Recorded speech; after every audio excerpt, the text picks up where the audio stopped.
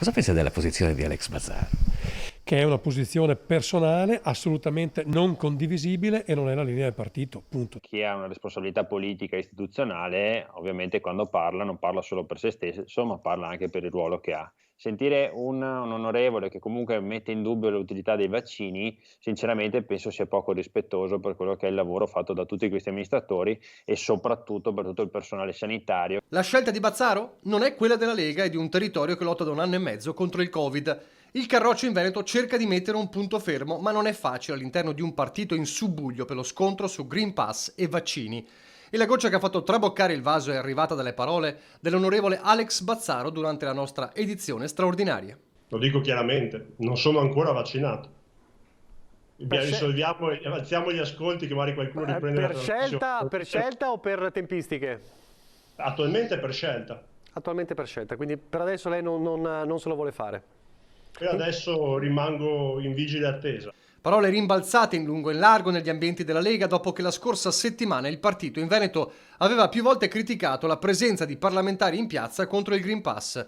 Il problema è che il deputato veneziano è andato oltre. Green Pass si può modificare come tutti gli strumenti, però sull'utilità dei vaccini noi non possiamo avere alcun dubbio. E sinceramente quando sento delle affermazioni così fuori da quella che è la linea che teniamo nel nostro territorio, sinceramente dà un po' fastidio, perché secondo me tutti quelli che sono impegnati nella campagna vaccinale o nel promuovere questa campagna meritano rispetto, e quindi io consiglio un po' più di cautela quando si fanno esternazioni di questo tipo. Da Marghera Zaia cerca di restare lontano dalla polemica, ma sa bene che dichiarazioni contro il vaccino minano non poco la sua battaglia quotidiana per affrontare il virus. Direi che ormai le posizioni sono chiare, nel senso che poi viviamo in un contesto sociale e anche politico dove è giusto rispettare le idee di tutti, punto. Dopodiché noi siamo qui, facciamo il nostro mestiere, che è quello di garantire le vaccinazioni a chi vuol farsele.